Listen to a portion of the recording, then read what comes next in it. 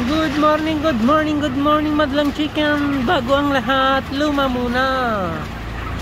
O yan guys, so ang lalaki na 29 days. Andun si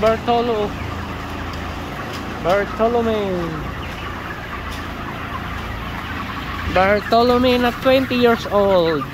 Kasama ko na dito sa work. Tapos yung panganay ko ay nasa kabilang poultry.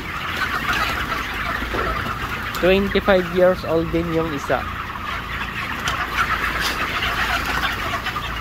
At kung sakali man ikaw ay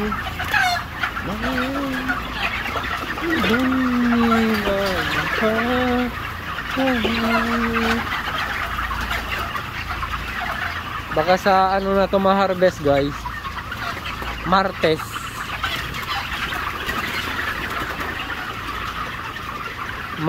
o Miyerkules. Depende.